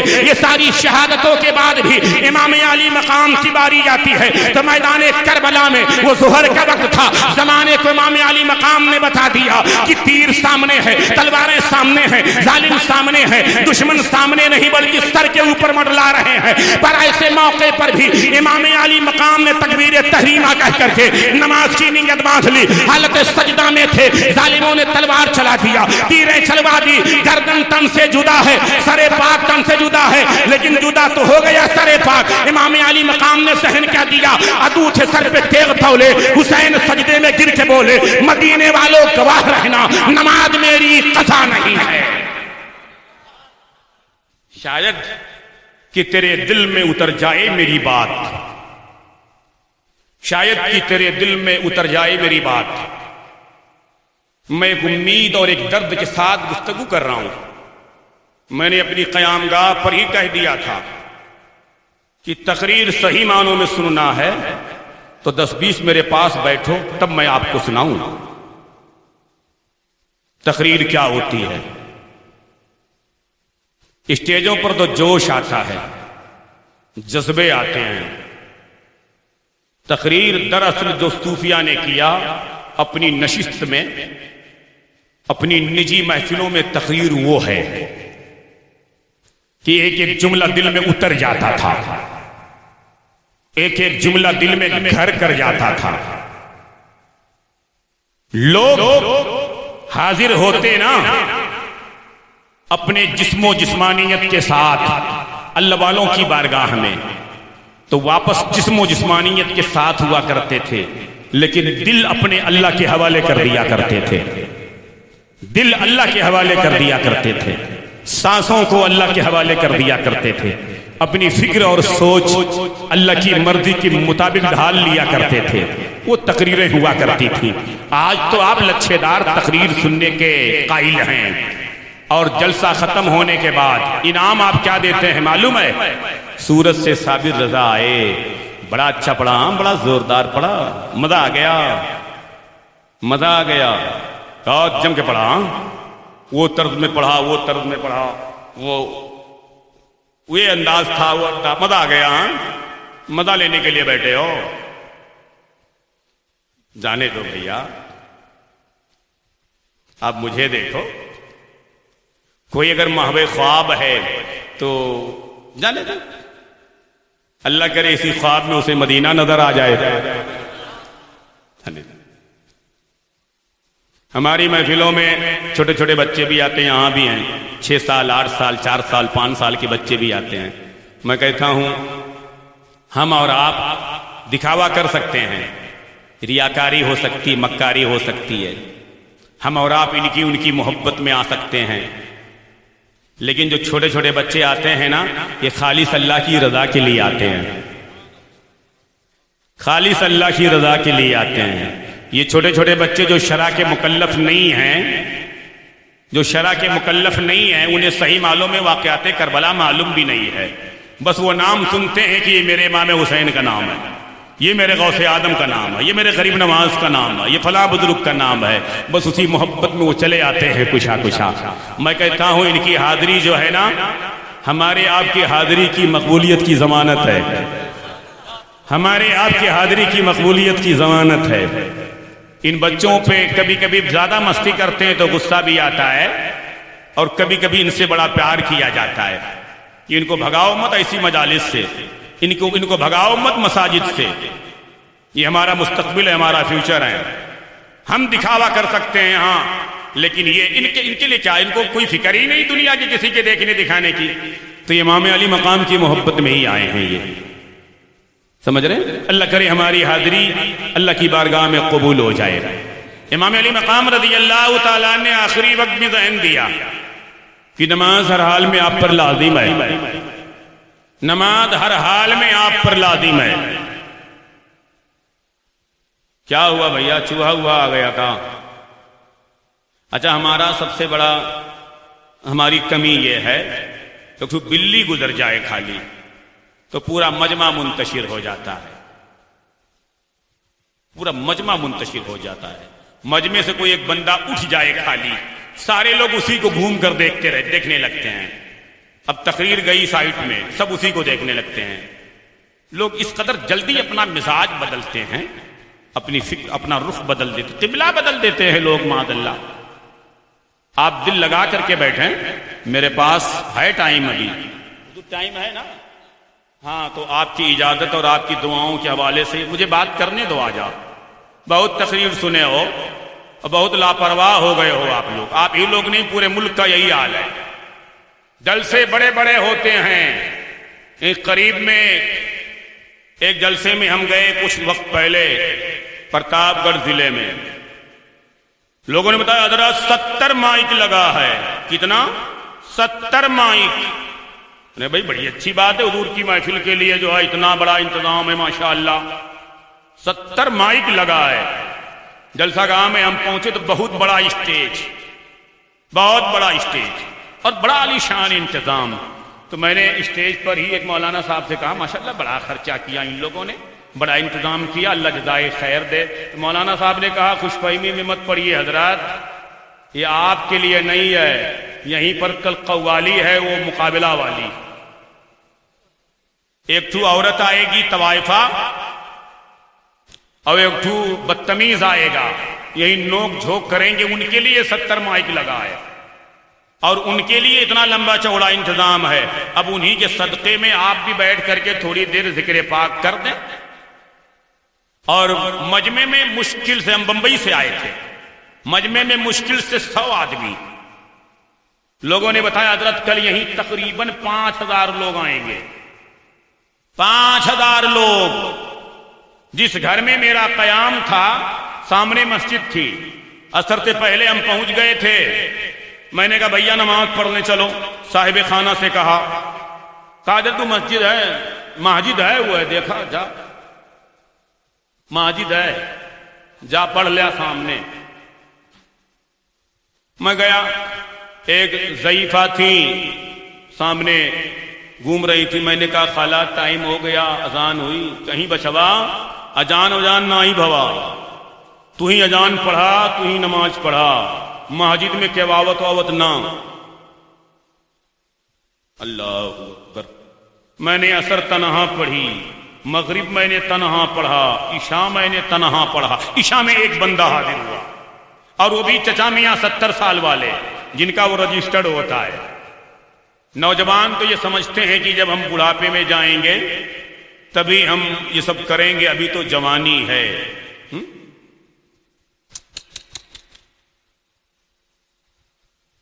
سرکار حضور مفتی اعظم عالم رضی اللہ تعالیٰ عنہ کا ایک شعر ہے کہ بڑھاپے میں کہاں ہمت. کیا ہے صابر بھائی؟ جوانی جو کرنا ہے اب کر لو، ابھی نوری جوان تم ہو. ریاضت کے یہی دن ہیں، بڑھاپے میں کہاں ہمت. مفتی اعظم عالم رضی اللہ تعالیٰ عنہ کا شعر ہے. ریاضت کے یہی دن ہیں، بڑھاپے میں کہاں ہمت. جو کچھ کرنا ہے اب کر لو، ابھی نوری جواں تم ہو. تو مسجد خالی ہے، مسجد ویران ہے. ایک نمازی عشاء میں 3 ٹائم کوئی نہیں، مسجد ویران. اور قوالی کے لیے مائک 70 مائک لگا ہے اور مسجد میں کیوں نہیں نا، سب غائب. یہ بھائی سنیت ہے؟ اگر یہ سنیت ہے تو پھر یہ تو غلط ہے، یہ غلط ہے. کہاں قوالی جائز ہے؟ یہ ڈھول تاشا کہاں جائز ہے؟ لوگوں نے بتایا 5000 کا مجمع ہوگا اور خواتین ایسے شرکت کریں گی ایسے لگے گا کسی مقدس سفر پر ان کی حاضری ہونے والی ہے، کسی مقدس سفر پر یہ ذات جا رہی ہیں، ایسے شرکت کریں گی، لیکن جلسے جلوس میں بمشکل ان کی حاضری ہوتی ہے۔ حضرات اہل سنت جو ہے نا، وہ طبقہ ہے، وہ فرقہ ہے، وہ مسلک ہے، وہ مشرب ہے جس پر کوئی انگشت نمائی نہیں کر سکتا، صبح قیامت تک اسے کوئی غلط نہیں ثابت کر سکتا۔ لیکن مجھے یاد آتا ہے ایک انگریز نے، ایک یہودی نے اسلام قبول کیا، انڈیا آیا، انڈیا آنے کے بعد میڈیا والے اس کے ارد گرد جمع ہو گئے، جمع ہونے کے بعد اس سے پوچھا اسلام کیسے قبول کیا؟ کہا اسلام کو پڑھا میں نے تو قبول کیا، قرآن میں نے پڑھا، میں نے نبی علیہ السلام کی سیرت پڑھی، پیغمبر کی سیرت پڑھی، ان کی زندگی پڑھا تو مجھے اچھا لگا، مجھے ایسا لگا کہ اسلام ہی سب سے اچھا مذہب ہے، تو میں نے اسلام قبول کیا، کلمہ پڑھ لیا میں نے۔ لوگوں نے کہا ابھی تمہارا کیا خیال ہے؟ تو اس نے کہا مرتے دم تک یہی خیال رہے گا کہ اسلام سب سے اچھا مذہب ہے، اس سے بہتر کوئی مذہب نہیں۔ مذہب اگر کوئی ہے تو ان الدین عند اللہ الاسلام، قرآن نے فیصلہ کر دیا، اس سے بہتر کوئی مذہب ہی نہیں ہے، یہی دین ہے، یہی دین فطرت ہے، یہی دین حنیف ہے، یہی دین محمدی ہے، اور یہی اہل سنت ہے، یہی سواد آدم ہے، اور وہی اس زمانے میں مسلک اعلیٰ حضرت ہے، اس زمانے میں وہی مسلک اعلیٰ حضرت ہے۔ سمجھ رہے ہیں؟ آج اگر کوئی اس پر کلام کرتا ہے تو ذرا اس کی خیریت اچھے سے لینا، ذرا اس کی خیریت اچھے سے لینا۔ اہل سنت کی صحیح ترجمانی اگر کوئی مجھ سے کروائے تو میں کہوں گا کہ اسی کو مسلک اعلیٰ حضرت کہا جاتا ہے، اسی کو مسلک اعلیٰ حضرت کہا جاتا ہے۔ چونکہ جبہ و دستار والے بھی بات کرنے لگے نا اس پر، اب سلسلے والے بھی بات کرنے لگے کہ یہ پانچواں مسلک کہاں سے آ گیا ہے۔ میں کہتا ہوں آپ بنارس میں بات کر رہے ہو یا کہیں کسی بھی دنیا میں بات کر رہے ہو، ذرا اپنی خانقاہ سے، اپنے مدرسے سے، اپنی مریدوں سے ہٹ کر بریلی شریف کا نام چھوڑ کر اپنی پہچان کروا کے بتاؤ۔ بریلی شریف کا نام چھوڑ کر اپنی پہچان کروا کے بتاؤ۔ پہچان نہیں ہو سکتی آپ کی، نہیں ہو سکتی آپ کی پہچان۔ پہچان کروانے کے لیے آپ کو کہنا پڑے گا کہ ہم بریلوی ہیں، پہچان کروانے کے لیے آپ کو کہنا پڑے گا کہ ہم بریلوی ہیں۔ اللہ کا احسان عظیم ہے کہ اعلیٰ حضرت کے شہر کو اللہ تعالیٰ نے اتنی شہرت عطا فرمائی، اتنی شہرت عطا فرمائی کہ آج پوری دنیا میں یہاں تک کہ چاہے وہ بیت اللہ شریف ہو یا نبی علیہ السلام کا در پاک ہو، اگر بندہ پہچانا جاتا ہے، سنی پہچانا جاتا ہے تو اعلیٰ حضرت کے شہر سے پہچانا جاتا ہے، اعلیٰ حضرت کے دیار سے پہچانا جاتا ہے۔ تو اس سے بیر نہیں ہونا چاہیے، اس سے ناراضگی نہیں ہونی چاہیے، اس سے اختلاف نہیں ہونا چاہیے۔ اعلیٰ حضرت نے آپ کا کچھ بگاڑا نہیں ہے، اعلیٰ حضرت نے پوری امت کو اس کے رسالت کا جام دلایا ہے، نبی علیہ السلام کا پیغام پہنچایا ہے۔ اعلیٰ حضرت نے تو بس یہی کہا ہے نا کہ کروں مدح اہل دول رضا، پری اس بلا میں میری بلا، میں گدا ہوں اپنے کریم کا، میرا دین پارے نہ نہیں۔ تو اس انگریز سے لوگوں نے کہا اسلام کے بارے میں آپ کا خیال کیا ہے؟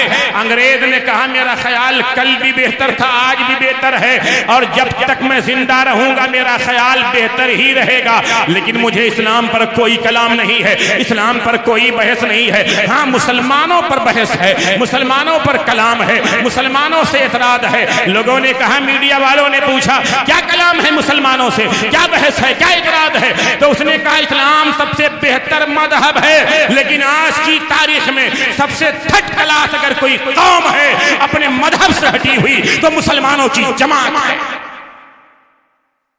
اپنے مذہب، اپنے راستے سے، اپنے مشن سے ہٹی ہوئی اگر کوئی قوم، کوئی جماعت ہے تو مسلمان ہے۔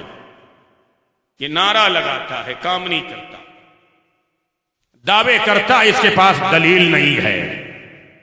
دعوے بڑے بڑے ہوتے ہیں پر دلیل نہیں ہے ان کے پاس، خوشخبری انہیں سننا آتی ہے، اگر کوئی نصیحت کرے تو نصیحت کی بات ان کے سمجھ میں نہیں آتی، یہ کہتے ہیں ناصحہ مت کر نصیحت، دل میرا گھبراتا ہے، اس کو دشمن جانتا ہوں جو مجھے سمجھاتا ہے۔ شاید اس سے ہٹ کر میں کرامات امام علی مقام بیان کرتا تو آپ جوش میں کھڑے ہو جاتے، کرامات غوث آدم بیان کرتا تو آپ بڑی ساری داد دیتے، کرامات غریب نواز بیان کرتا، میں کہتا غوث آدم نے مردے زندہ کیے، قبروں سے مردے اٹھ کر نکل پڑے، میں کہتا غوث آدم نے پرندے کو زندہ کر دیا، تو آپ بہت خوش ہوتے۔ ہونا چاہیے مسرت اور شادمانی آپ کا مقدر ہے، خوشی آپ کا مقدر ہے، یہ اہل سنت کا نصیبہ ہے۔ لیکن کبھی یہ بھی سوچا کہ غوث آدم کو مردہ زندہ کرنے کی طاقت آئی کیسے؟ غریب نواز کے کھڑاؤں میں یہ طاقت کہاں سے آئی؟ غریب نواز سرکار سے کسی نے پوچھا تھا، او اللہ کے مقرب پاکیزہ بندے، یہ 90 لاکھ لوگ تیرے نام تیرے ہاتھ پر بیعت ہوئے، تیرے ہاتھ پر کلمہ پڑھے کم و بیش، کون سا جادو تھا تیری نظر میں؟ کون سا جادو تھا تیرے ہاتھ میں؟ کون سا حربہ تھا تیری زبان میں؟ کون سی طاقت تھی تیری زبان میں کہ تو تلوار لے کر آیا تھا اے درویش؟ کیا تو نیزے اور بھالے لے کر آیا تھا؟ کیا لوگوں کو ڈرایا اور دھمکایا تو نے؟ غریب نواز نے ارشاد فرمایا تھا، نہیں، ہمارے پاس جادو نہیں ہے، ہمارے پاس تلواریں نہیں ہیں، ہمارے پاس نیزے نہیں، ہم تو فقیر لوگ ہیں، ہم تو فقیر لوگ ہیں، دھمکیاں نہیں دیتے، ہم فقیر لوگ ہیں، ڈراتے نہیں، دھمکاتے نہیں، ہم فقیر لوگ ہیں۔ ہماری نظر میں جو جادو تھا نا وہ عشق مصطفیٰ کا جادو تھا، ہماری زبان میں جو طاقت تھی نا وہ محبت مصطفیٰ کی طاقت تھی، ہمارے ہاتھ میں جو طاقت تھی نا وہ نبی علیہ السلام کے کردار کی طاقت تھی، ہمارے چہرے میں جو رونق تھی وہ نبی کے نور کا جلوہ تھا، ہماری پیشانی میں جو جلوہ گری تھی نور کی نا وہ حضور علیہ السلام کا نور تھا، مولائے کائنات کا نور تھا، غوث آدم کی محبت تھی۔ یہ اللہ والے لے کر کے آئے ہتھیار تو لوگوں کے دلوں کو فتح کر لیا انہوں نے۔ آج ایک بندے کا دل فتح کرنے کے لیے زندگیاں گزر جاتی ہیں، اپنا نہیں بنا پاتے ہم، زندگیاں ختم ہو جاتی ہیں، اپنی بات نہیں منوا پاتے ہم، اسے راستے پر نہیں لا پاتے ہم۔ کیوں؟ وجہ ہے ہماری زبان بدل چکی ہے، ہماری نظریں بدل چکی ہیں، ہمارا مزاج بدل چکا ہے، ہمارا کردار بدل چکا ہے۔ کاش وہی جذبہ صدیقی آج پھر ہم لے کر کے آ جائیں، کاش وہی جذبہ فاروقی آج ہم پھر لے کر کے آ جائیں، کاش وہی سخاوت عثمانی آج پھر لے کر کے آ جائیں، کاش وہی عشق مولائے کائنات لے کر ہم پھر آ جائیں، کاش وہی سجدہ جو میدان کربلا میں امام علی مقام نے ہمیں پیش کیا اور ہمیں بطور امانت دیا اور دنیا والوں کو ذہن دیا کہ میں یہ سجدہ کر کے اپنی گردن کٹوا رہا ہوں، لیکن مسلمانوں یہ سجدہ تمہیں میں بطور امانت دے کر کے جا رہا ہوں۔ اب اس کی حفاظت حسینیوں کی ذمہ داری ہے، اس کی حفاظت حسین کے غلاموں کی ذمہ داری ہے، اس کی حفاظت علی اکبر کے چاہنے والوں کی ذمہ داری ہے، اس کی پاسداری علی اصغر کے نام لیواؤں کی ذمہ داری ہے، اس کی حفاظت خاتون جنت کے کنیزاؤں کی ذمہ داری ہے، اس کی حفاظت شہر بانوں کا نام لیواؤں کی ذمہ داری ہے، اس کی حفاظت زینب پاک کے چادر تطہیر کا صدقہ مانگنے والیوں کی ذمہ داری ہے۔ اب یہ حفاظت تمہیں کرنی ہے۔ حسین نے ایک سجدہ میدان کربلا میں کر کے پورے زمانے کو مساج دے دیا ہے کہ ایسے موقع پر بھی میں نے سجدہ کینسل نہیں کیا ہے، میں نے سجدہ قضا نہیں کیا ہے، میں نے میدان کربلا میں میں بھوکا بھی رہا ہوں، میدان کربلا میں میں پیاسا بھی رہا ہوں، لیکن جس شب جو شب تھی 10ویں جو شب تھی عاشورہ کی شب، وہ قتل کی شب تھی، وہ شہادت کی شب تھی، وہ پریشانیوں کی شب تھی، لیکن ایسے موقع پر بھی امام حسین رضی اللہ تعالی عنہ کے خیمے میں کوئی ماتم نہیں کر رہا تھا، کوئی سینہ کوبی نہیں کر رہا تھا، کوئی ڈھول اور تاشے نہیں بجا رہا تھا، کوئی تماشا اور ہنگامہ نہیں کر رہا تھا، کوئی نوحہ نہیں گا رہا تھا، کوئی مرثیہ نہیں گا رہا تھا۔ آج اہل سنت میں بھی یہ فتنہ آ گیا ہے نا، ماد اللہ نوحہ گانا یہ اہل سنت کا وتیرہ بنتا جا رہا ہے، مرثیہ گانا اہل سنت کا طریقہ بنتا جا رہا ہے، ڈھول تاشے مجیرے بجانا یہ اہل سنت نے اپنا لیا ہے۔ جو رافضی کبھی کیا کرتے تھے وہ اہل سنت کر رہے ہیں، اور کہتے ہیں ہم حسینی ہیں، کہتے ہیں حسین کے چاہنے والے ہیں، کہتے ہیں علی اکبر کے چاہنے والے ہیں، امام حسین کے نام کا نعرہ لگاتے ہیں۔ یہ بتاؤ جو قتل کی شب تھی، جو شہادت کی شب تھی، عاشورہ کی جو رات تھی، اس رات میں ایک طرف یزیدی فوجیں 22,000 کی تعداد میں سامنے تھی، امام علی مقام کو معلوم تھا کہ صبح کی سفیدی نمودار ہوگی تو جنگ کا اعلان یزیدیوں کی طرف سے ہو جائے گا، جنگ ہمیں لڑنی ہے۔ اسی میدان میں علی اکبر کی بھی گردن چلے گی، گردن کٹے گی، اسی میدان میں زین العابدین بیمار بھی پڑا رہے گا، اسی میدان میں علی اصغر کا بھی کلیجہ چھلنی کیا جائے گا، اسی میدان میں میری گردن بھی کاٹی جائے گی۔ لیکن اس شب میں امام علی مقام نے ذکر و فکر نہیں چھوڑا، سجدہ نہیں چھوڑا، قرآن کی تلاوت نہیں چھوڑی۔ میں بہن بیٹیوں کی توجہ چاہتا ہوں، ان کی توجہ میں مجھے درکار ہے کہ اس رات میں حضرت زینب پاک نے امام علی مقام کے گلے سے لگ کر کے صرف گریہ وزاری نہ کیا، صرف آہو بقا نہ کیا، آنکھوں سے آنسو جاری ہیں لیکن قرآن پاک کی تلاوت ہو رہی ہے، آنکھوں سے شکر کے آنسو جاری ہیں لیکن سورہ یاسین پڑھی جا رہی ہے، آنکھوں سے شکر کے آنسو جاری ہیں، صبر کے آنسو جاری ہیں لیکن قرآن کی تلاوت ہو رہی ہے، سجدہ کیا جا رہا ہے، نماز پڑھی جا رہی ہے، اللہ کی تسبیح پڑھی جا رہی ہے، نبی علیہ السلام پر درود پاک پڑھا جا رہا ہے، اللہ تبارک و تعالیٰ کا خوف اپنے دل میں بسایا جا رہا ہے، نبی کے عشق کا جام اڑیل کر پیا جا رہا ہے اور لوگوں کو پلایا جا رہا ہے۔ ایسے موقع پر بھی سجدہ نہ چھوڑا، ایسے موقع پر بھی نبی کا ذکر نہ چھوڑا، نبی کا تذکرہ نہ چھوڑا، اللہ کے نام کی تسبیح نہ چھوڑی۔ بتاؤ میدان کربلا سے اہم کوئی تاریخ روئے زمین پر ہو سکتی ہے؟ قائم نہیں ہو سکتی ہے۔ میں کہتا ہوں علماء کی توجہ چاہتا ہوں، ہاں ہو سکتی ہے، ٹھیک ہے، اللہ اس بات پر قادر ہے، وہ چاہے تو کچھ بھی ہو سکتا ہے، دوسرا کربلا قائم ہو سکتا ہے، 72 کا ڈبل بھی شہادت ہو سکتی ہے، اس سے زیادہ مجمع ہو سکتا ہے، سب ہو سکتا ہے، تاریخ دہرائی جا سکتی ہے، کربلا کی زمین ہوگی، مجمع اور زیادہ ہو جائے گا، شہادتیں اور بھی ہو سکتی ہیں، بھوکا پیاسا رہنا بھی یہ بھی سنا جا سکتا ہے، یہ بھی قبول کیا جا سکتا ہے۔ لیکن یہ بتاؤ کربلا کی سرزمین تو ہوگی لیکن علی اکبر کہاں سے لاؤ گے؟ علی اصغر کہاں سے لاؤ گے؟ قاسم کہاں سے لاؤ گے؟ حسین کہاں سے لاؤ گے؟ عباس علمدار کہاں سے لاؤ گے؟ پردہ دار مقدس خواتین کہاں سے لاؤ گے؟ زینب پاک کہاں سے لاؤ گے؟ حضرت صغرا کو کہاں سے لاؤ گے؟ سکینہ کہاں سے لاؤ گے؟ شہر بانو کہاں سے لاؤ گے؟ لہذا امام حسین کی جو شہادت ہے دنیا سنیت ہی نہیں، عالم اسلام کی واحد عجیب شہادت ہے، زمانہ نے اب تک نہ اس کی مثال پیش کر پایا ہے کوئی، نہ صبح قیامت تک مثال پیش کر سکتا ہے۔ اسی لیے ڈاکٹر اقبال نے کہا ہے ہر ابتدا سے پہلے ہر انتہا کے بعد ذات نبی بلند ہے، ذات خدا کے بعد دنیا میں احترام کے لائق ہیں جتنے لوگ، میں سب کو مانتا ہوں مگر مصطفیٰ کے بعد قتل حسین اصل میں مرگ یزید ہے، اسلام زندہ ہوتا ہے ہر کربلا کے بعد۔ سبحان اللہ سبحان اللہ، نعرہ تکبیر، نعرہ رسالت۔ درود شریف پڑھیں۔ جنت میں جانا ہے، جنت میں جانا، آپ بتاؤ بھائی، آپ بتاؤ، نیند آ رہی ہے؟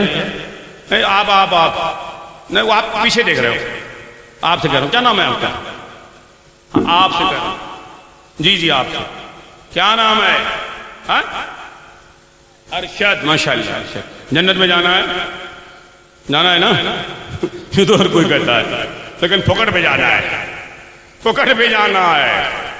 یہ لوگ نعرہ لگاتے جو جان مانگو تو جان دیں گے، جو مال مانگو تو مال دیں گے، کیا دو گے یار آپ لوگ؟ لیکن میں کہہ سکتا ہوں بنارس والے دے سکتے ہیں، بنارس والے بولو آگے، آپ پورا کر دو، بنارس والے بلند آواز میں، بیٹا تو بھی بولے، لال تو بھی بول، بنارس والے ہاں دے سکتے ہیں، اور بلند آواز میں بول، دے سکتے ہیں جی۔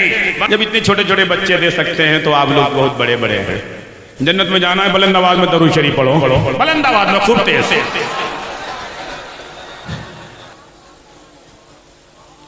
ایک فائدہ بتا دوں، آپ کا عقیدہ ہے نا کہ یہاں فرشتے موجود ہیں؟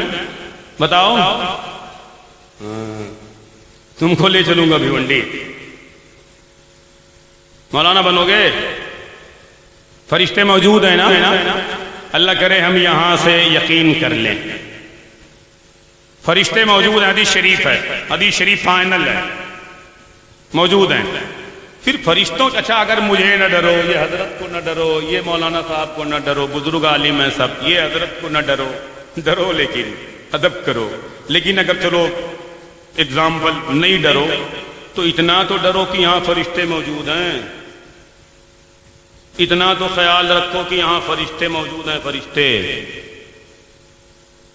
ان کی موجودگی میں ہم کو کیسے بیٹھنا ہے اب آپ سمجھ سکتے ہو. بھیا کے سامنے بیٹھو، ابا کے سامنے بیٹھو تو ادب تو بہرحال آتا. جہاں فرشتے موجود ہوں وہاں شرارت زیبا دیتی ہے. ادب سے بیٹھو، فرشتے موجود ہیں. ہمیں اور آپ کو حسان بھائی بڑی اچھی نظامت کرتے ہیں. اللہ کرے کہ اللہ انہیں عمر خضر کا صدقہ دے، ان کا صدقہ ہم کو آپ کو سب کو دے. اور ناظم حضرات کو اللہ تعالیٰ صرف حق بولنے کی توفیق عطا فرمائے، اور ان کے صدقے میں ہم سب کو حق بولنے کی توفیق عطا فرمائے. ٹھیک ہے، حسان بھائی بہت اچھے ہیں، بہت ٹھیک ٹھاک بولتے ہیں، ہاں، لیکن نادم لوگ کہیں بہت بڑھا چڑھا کے بولتے ہیں، بہت زمین کو آسمان، آسمان کو زمین. میں تو پہلے سے کہیں کہیں منع کر دیتا ہوں، بھیا حساب کتاب میں میرے بارے میں بولنا، بہت چھوٹا آدمی ہوں، چھوٹا سا مولوی ہوں، تو پھر علامہ تو فہامہ تو مفتی تو فلانا تو دھماکہ، کیا ضرورت ہے؟ من آنم من دانم، حساب کتاب میں بات ہونی چاہیے. تامرد سخن نگفت باشد عیب و ہنرش نہفت باشد. سمجھ میں آئی بات؟ حضور علیہ السلام کی بات کرنے آئے ہیں. حسان بھائی گئے؟ میں نے کہا بیٹھے بیٹھے ناراض ہو رہے ہیں. میں اپنے علماء کی بڑی قدر کرتا ہوں، ان کی جوتیاں میرے سروں کی تاج ہیں، بڑی عزت کرتا ہوں. میں یہ جانتا ہوں جو اللہ کے بندوں کو، اللہ والوں کو عزت دیتا ہے، ان کی قدر کرتا ہے، اللہ اسے عزت دیتا ہے.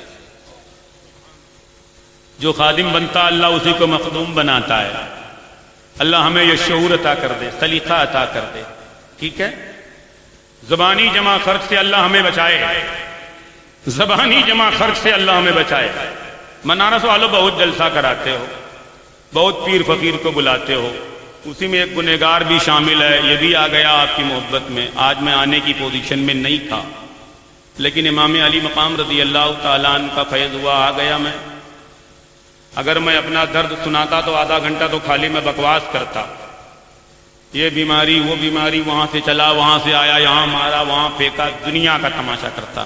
اللہ بچائے یہ سب سے. کیا ضرورت ہے بلا وجہ باتیں بیان کرنا؟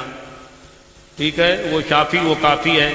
اور میرے اعلیٰ حضرت کہتے ہیں شافی و نافی ہو تم، کافی و وافی ہو تم، درد کو کر دو دوا تم پہ کروڑو درود. کبھی درد ہو تکلیف ہو تو یہی پڑھا کرو، یہی پڑھا کرو، اللہ تعالیٰ درد سے نجات عطا کرے گا. ٹھیک ہے، تو میں کہہ رہا تھا کہ درود شریف بلند آواز میں پڑھا کرو بھائی، اچھے سے دل سے پڑھا کرو. جب آپ کو معلوم ہے کہ فرشتے یہاں موجود ہیں تو آپ کی نیکیوں کی وہ گواہ ہیں کہ نہیں ہیں؟ تو اتنی بلند آواز میں پڑھو کہ فرشتے بغور سماعت کر لیں. وہ تو آہستہ بھی سنیں گے، لیکن یہ آپ کو پتا ہے نا کہ آپ کی نیکیوں کی گواہی میدان محشر میں آپ کا پڑوسی دے گا. آپ کے بغل میں یہ بھیا بیٹھے ہیں، یہ دیں گے، ان کے بارے میں آپ دیں گے اللہ کے روبرو، جب وہ عدالت عظمیٰ پر اپنی شان کے مطابق جلوہ گر ہوگا. سن رہے ہیں نا؟ غور سے سنیے، ہلیے گا نہیں. اللہ کے روبرو اللہ اپنی شان کے مطابق عدالت عظمیٰ پر جلوہ گر ہوگا، تو وہاں پر گواہی ہوگی. پھر ہمارے آقا گواہی دیں گے. اگر اس طرح سے چند اہل ایمان ہمارے حق میں گواہی دے دیے کہ فلاں مجمع میں فلاں محفل میں یہ حضور علیہ السلام پر دل سے درود پاک پڑھ رہا تھا، تو کام بن جائے گا، کام بن جائے گا. تو دل سے پڑھا کرو، دل کی اتھاہ گہرائیوں سے پڑھا کرو. امام علی مقام رضی اللہ تعالیٰ عنہ کے ذکر کرنے کا مقصد روئے زمین پر کوئی مجلس مسلسل برابر ہو نہ ہو وہ اور بات ہے، لیکن عاشورہ کی مجلس 10 روزہ میرا خیال ہے پورے ملک میں نہیں پوری دنیا میں کم و بیش پابندی کے ساتھ یہ مجلس ہوتی ہے. ہمارے ہاں شہروں میں جو مجالس 50 سال سے انعقاد کی جا رہی ہیں، بارش کا مہینہ آ گیا، میں اپنی بات خود کر رہا ہوں، کہ ہمارے یہاں روڈ پر جلسہ ہوتا تھا عاشورہ کا 10 روزہ 11 روزہ، 4-6 سالوں سے جو ہے بارش آ گئی، بارش میں مجلس ختم نہیں ہوئی، مجلس بند نہیں ہوئی، اب اسی کو مسجد میں منتقل کر دیا گیا، کہیں ہال میں منتقل کر دیا گیا، کہیں مدرسے میں منتقل کر دیا گیا۔ یعنی یہ 10 روزہ مجلس ایسی ہے جو مسلسل ذکر شہدائے کربلا ہم سنتے آ رہے ہیں، شہیدان کربلا کی شہادت پورا واقعہ ہم سن رہے ہیں، امام مسلم کی شہادت ہم سن رہے ہیں، حضرت امام علی مقام کا سفر ہم سن رہے ہیں، یہ بھی سنتے ہیں کہ امام علی مقام رضی اللہ تعالی عنہ نے مدینہ منورہ چھوڑ دیا۔ کون سا مدینہ منورہ؟ جو جی جہان سے زیادہ انہیں پیارا تھا، سب سے زیادہ اس شہر سے انہیں محبت تھی۔ ارے محبت کیوں نہ ہوتی؟ میرے آقا علیہ السلام نے ارشاد فرمایا مدینہ حرم ہے، اللہ تعالیٰ نے مکے کو، اللہ تعالیٰ نے کعبے کو حرم بنایا ہے اور میں نے مدینے کو حرم بنایا ہے، میں نے مدینے کو حرم بنایا ہے۔ اسی لیے میرے اعلیٰ حضرت کہتے ہیں میں تو مالک ہی کہوں گا کہ ہو مالک کے حبیب، یعنی محبوب و محب میں نہیں میرا تیرا۔ میرے آقا ارشاد فرماتے ہیں میں نے مدینے کو حرم بنایا ہے، یہاں بھی جھگڑا فساد نہیں ہونا چاہیے، مدینے والوں سے جنگ نہیں ہونی چاہیے، مدینے والوں کو تکلیف نہیں دینا ہے۔ میرے آقا ارشاد فرماتے ہیں مومن کو چاہیے کہ وہ کوشش کرے کہ مدینے میں اس کو موت آئے، مدینے میں اس کا انتقال ہو۔ وجہ کیا ہے؟ فرمایا گیا کہ مدینہ منورہ میں انتقال ہو جاتا ہے، حرمین میں اگر آپ کا انتقال ہو جاتا ہے تو انسانوں کی جماعت کم رہنے دو، سریں کم نظر آئیں دکھنے دو، لیکن اللہ تبارک و تعالیٰ کی مہربانی سے بندہ جب حرمین شریفین میں انتقال کرتا ہے، آقا علیہ السلام کے دیار میں انتقال کرتا ہے، ان کے روضے پاک کے قریب انتقال کرتا ہے، تو دنیا والے رہیں نہ رہیں لا تعداد فرشتے اس کے جنازے میں شامل ہوا کرتے ہیں، لا تعداد فرشتے اس کے جنازے میں شرکت کیا کرتے ہیں، فرشتے پڑھیں گے نماز جنازہ جو مر جائے مومن مدینے کے اندر۔ یہ میرے آقا علیہ السلام ارشاد فرماتے ہیں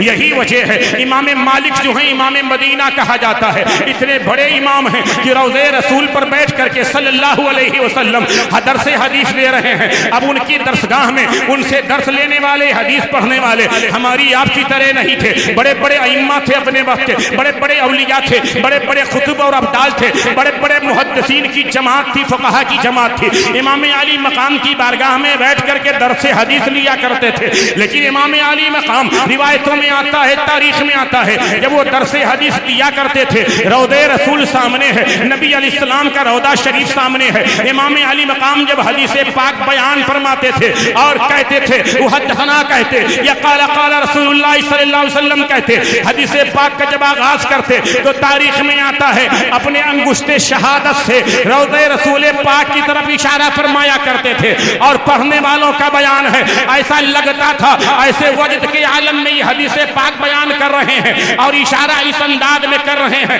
ایسا لگتا تھا امام علی مقام کی نگاہ، امام مالک کی نگاہیں جو ہیں چہرہ مصطفیٰ دیکھ رہی ہیں، نبی کا جلوہ دیکھ رہی ہیں۔ لوگوں نے بیان تو یوں کیا ہے لیکن ہم حقیقت میں کہتے ہیں یقیناً وہ نبی کا جلوہ دیکھ رہے تھے، یقیناً وہ نبی کا چہرہ دیکھ رہے تھے، کیونکہ میرے آقا علیہ السلام کی نگاہ رحمت جب اٹھی، میرے آقا علیہ السلام کی دریائے رحمت جب جوش میں آئی ہے تو میرے آقا علیہ السلام نے اپنے اپنے وقت پر جو ہے اپنے اس شاک کو جو ہے اپنا جلوہ دکھایا ہے، ماتھے کی نگاہوں سے جلوہ دکھایا۔ جب سیدنا صدیق اکبر کی حاضری ہوئی اور صحابہ نے کہا میرے آقا ابو بکر کا جنازہ ہے، ابو بکر کی لاش ہے، ان کی وصیت ہے مجھے یہاں دفن کیا جائے، لیکن ڈائریکٹ نہ دفن کیا جائے۔ میرے آقا آپ ارشاد فرمائیں، ان کا کہنا تھا پہلے میرے آقا سے اجازت لی جائے، میرے آقا کی اجازت ملتی ہے تو مجھے دفن کرنا، نہیں بقیع قبرستان میں مجھے دفن کر دینا۔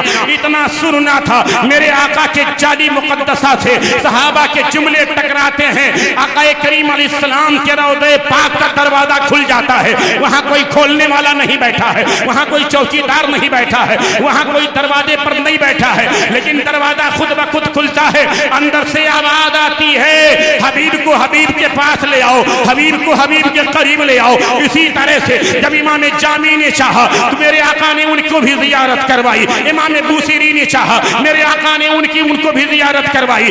اسی طرح سے اس شاخ نے جب میرے آقا کی بارگاہ کرم میں التجا پیش کیا تو ماتھے کی نگاہوں نے نگاہوں سے بیشتر لوگوں نے آقا کا جلوہ دیکھا 14ویں صدی میں جب امام محمد رضا بارگاہ نبی میں حاضر ہوتے ہیں اور یہی التجا کرتے ہیں, یہی آرزو تمنا لے کر حاضر ہوتے ہیں اور کہتے ہیں وہاں کے حاکم سے, وہاں کے امیر سے, ایک رات مجھے نبی کی بارگاہ کرم میں تنہا چھوڑ دیا جائے, لہذا تنہا چھوڑ دیا جاتا ہے. اب میرے اعلیٰ حضرت تشریف فرما ہے, آقا کی بارگاہ کرم میں حاضر ہیں, تنہائی میں اپنے آقا سے باتیں کر رہے ہیں. کہتے ہیں اٹھا دو پردہ, دکھا دو چہرہ کی نور باری حجاب میں ہے, زمانہ تاریخ ہو رہا ہے, مہر کب سے نقاب میں ہے, انہی کی بو مایہ سمن ہے, انہی کا جلوہ چمن چمن ہے, انہی سے گلشن مہک رہے ہیں, انہی کی رنگت گلاب میں ہے, انہی کی رنگت گلاب میں ہے. جب پردہ نہیں اٹھتا ہے تو میرے اعلیٰ حضرت کہتے ہیں یا رسول اللہ صلی اللہ علیہ وسلم وہ سوئے لالتار پھرتے ہیں,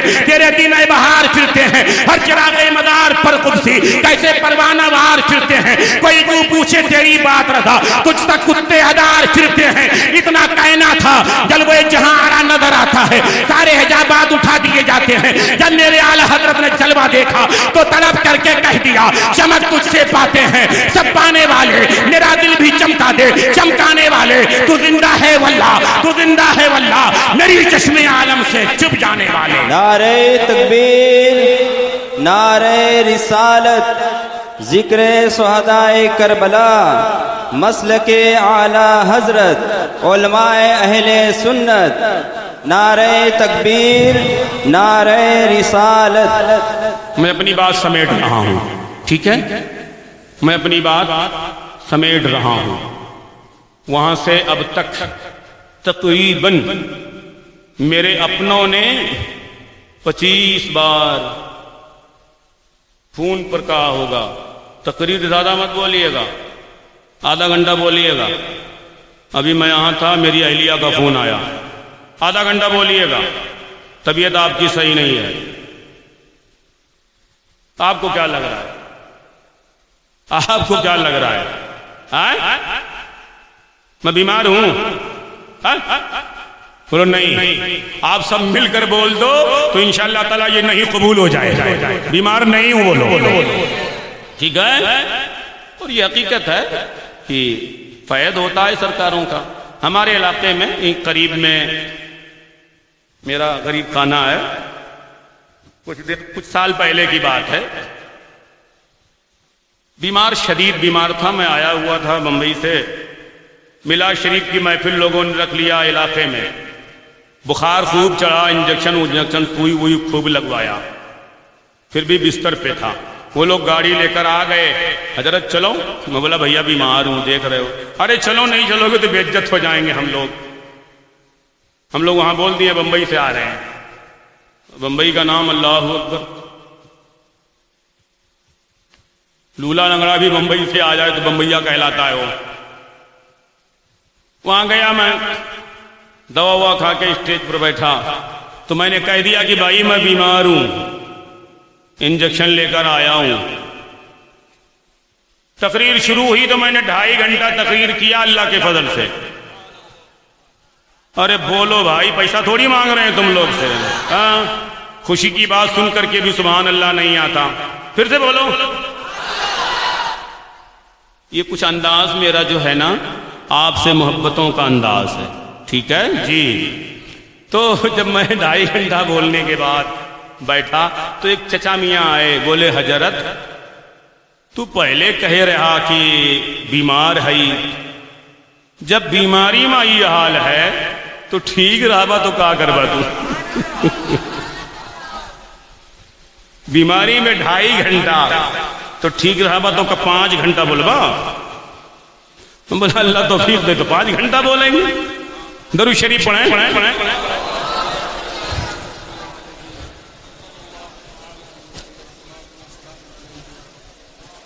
کچھ باتیں اور سن لیں, بس میں ختم کر رہا ہوں. حضرت کی بھی گفتگو ہونی ہے. حضرت بس تھوڑی دیر. جی ہاں, نہیں فجر کا وقت کتنا بج رہا ہے, کتنے بجے اذان ہے؟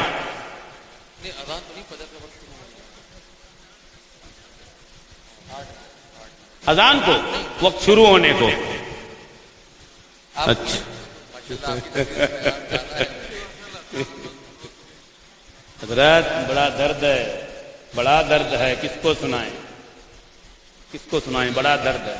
ہم سنی ہیں پر خرافات سب سے زیادہ ہمارے یہاں ہے، سنی ہیں، مداروں پہ دھمال ہمارے یہاں ہے، بہن بیٹیوں کی بے پردگی ہمارے یہاں ہے۔ میں اکثر کہتا ہوں اللہ مجھے طاقت دے تو سب سے پہلا میرا حکم نافذ ہو کہ مدارات پر عورتوں کی حاضری بالکل درست نہیں ہے۔ جی بڑا تماشا ہو گیا، خدا خیر کرے، بڑا تماشا، مدارات کا تقدس پامال ہو گیا۔ ہم سنی ہیں، ڈھول ہمارے یہاں ہے، ناچ گانا ہمارے یہاں ہے، خرافات کی مجالس ہمارے یہاں ہے، اللہ اور رسول کی ذات سے عقیدہ ہٹ کر باباؤں پر ہمارا عقیدہ جمع ہوا ہے۔ دعا تعویذ کرو بیڑا پار ہو جائے، نماز ایک ٹائم نہیں، روزہ ایک وقت نہیں، قرآن کی تلاوت کبھی نہیں۔ کوئی بھی تکلیف ہے شہر میں جو سب سے بڑا بابا ہے اسے پکڑو، دعا تعویذ کراؤ، کام بنے گا، پیسہ چاہے سود بیاج لا کر کے دو، لیکن دو۔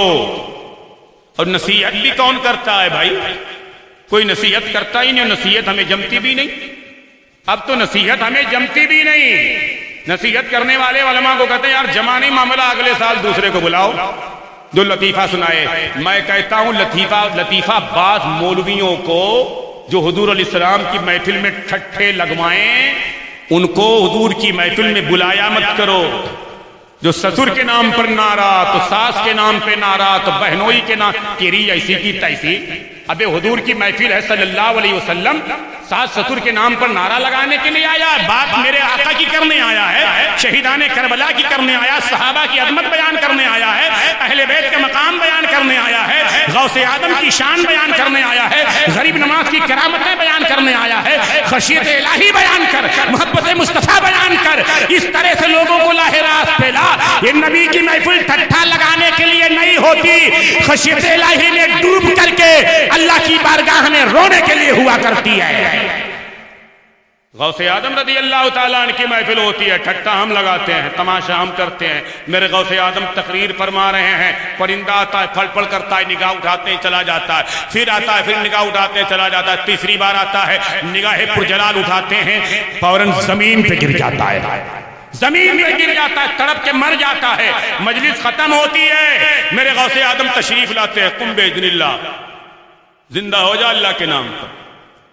پرندہ اٹھ کر بھاگنے لگتا ہے، عشق کی بات آگے دو قدم۔ میرے غوث اعظم فرماتے ہیں سن لے، آج عبد القادر نے زندہ کیا، آئندہ اگر ایسی شرارت کرے گا نا تو زندہ نہیں کروں گا۔ پرندے کو یہ صدا، اور ہم ان کے غلام ہیں، تماشا کرتے ہیں، ٹھٹھا لگاتے ہیں۔ ارے حضور کی محفل میں آنے کے بعد اگر خشیت کے آنسو نہ گریں تو آپ کا درد کیسا؟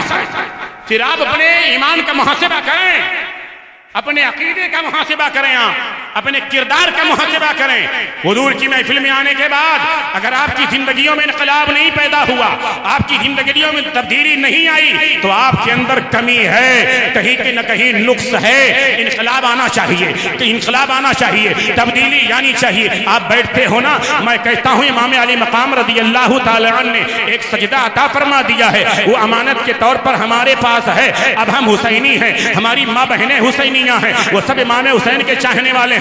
ہماری ذمہ داری یہ ہے اس سجدے کی حفاظت کریں۔ 5 وقت ہم کہیں بھی رہیں، ہم کہتے ہیں ہم لوم چلاتے ہیں، ہم دکان چلاتے ہیں، ہم گاڑی چلاتے ہیں۔ مولوی صاحب نے کہا بھائی نماز پڑھو، تو ہم کہتے ہیں کہ حضرت نماز کا ٹائم نہیں ملتا ہے، ٹائم نہیں ملتا ہے، کاروبار کرتے ہیں، ساڑی کی بنائی کرتے ہیں، چادر کی بنائی کرتے ہیں، کارخانہ چلاتے ہیں۔ آپ کو کارخانہ چلانے کے لیے نہیں پیدا کیا گیا ہے، ساڑی بنانے کے لیے نہیں پیدا کیا گیا ہے، گاڑی چلانے کے لیے نہیں پیدا کیا ہے۔ میرا رب ارشاد فرماتا ہے وما خلقت الجن والانس الا لیعبدون، میں نے انسان اور جنات کو پیدا کیا ہے، اپنی عبادت کے لیے پیدا کیا ہے، اپنی سجدے کے لیے پیدا کیا ہے، تسبیح و تحلیل کے لیے پیدا کیا ہے، اپنے محبوب کی بارگاہ کرم میں جبین عقیدت کو خم کرنے کے لیے پیدا کیا ہے، اپنی بارگاہ کرم میں سجدہ ریز ہونے کے لیے پیدا کیا ہے۔ آپ کہتے ہو وقت نہیں ملتا ہے، آپ کہتے ہو ٹائم نہیں ملتا ہے۔ نماز کے سے جو وقت ملتا ہے وہ اپنے کام میں صرف کرنا ہے آپ کو، یہ نہیں کہ ٹائم نہیں ملتا ہے نماز کے لیے، ٹائم نہیں ملتا ہے سجدے کے لیے۔ ہمیں ٹائم نکالنا ہوگا، ہمیں نماز پڑھنا ہوگا۔ ہوگا اگر ہم یہ کہتے ہیں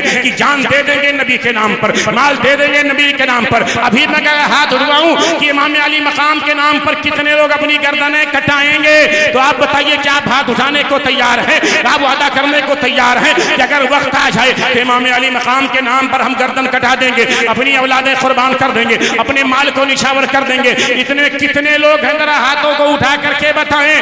بیک وقت ہاتھ اٹھا کر کے بتائیں، پر ایمانداری سے ہاتھ اٹھائیں، جذبات میں ہاتھ نہیں اٹھائیں گے، ایمانداری سے ہاتھ اٹھائیں. کتنے لوگ گردن دینے والے ہیں؟ یعنی ابھی بھی کمی ہے ماشاءاللہ تبارک و تعالی. پورا ہاتھ اٹھائیں. پورے ملک میں آپ کا بھی ہاتھ اٹھنا چاہیے. میں ایک ذہن دیتا ہوں کہ جو ہاتھ اللہ کے نام پر اٹھتے ہیں، نبی کے نام پر اٹھتے ہیں، اللہ تعالیٰ ان ہاتھوں کو ذلیل ہونے سے بچا لیتا ہے، رسوا ہونے سے بچا لیتا ہے. اللہ ان ہاتھوں کو بلندی دیتا ہے، اللہ ان ہاتھوں کو ترقی دیتا ہے. اب یہ بتاؤ، ہاتھ اٹھا رہے جب آپ گردن دے سکتے ہیں تو میرا عقیدہ ہے سب کچھ دے سکتے ہیں، دولت بھی دے سکتے ہیں، سب کچھ دے سکتے ہیں، اولاد بھی دے سکتے ہیں. امام علی مقام کے نام پر گردن دینے والا مسلمان امام علی مقام کے سجدے کی لاج بھی رکھے گا، اس امانت کو بھی قائم رکھے گا، جبینوں میں سجدوں کی طرف بھی پیدا کرے گا، مسجدوں کو آباد کرے گا. اب اس پر جو ہے وہی لوگ ہاتھ اٹھائیں جو امام علی مقام کے سجدے کو امانت کے طور پر سینے سے لگائیں گے، اپنے جبینوں میں سجدوں کی طرف پیدا کریں گے. ایمانداری سے ہاتھ اٹھا کر کے اپنے جذبہ صادق کا اظہار کریں. ہاتھ اٹھا رہے میں دیکھنا چاہتا ہوں. ہاتھ اٹھا رہے. نعرہ لگاؤ میرے امام کے نام کا، نعرہ لگاؤ میرے غوث اعظم کا نام کا، نعرہ لگاؤ غریب نواز کے نام کا.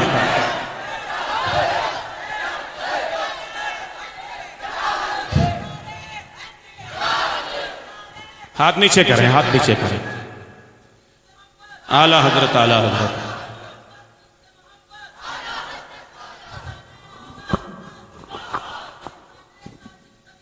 وقت تمام ہوا، مدح ابھی باقی ہے، سفینہ چاہیے اس بحر بے قراں کے لیے.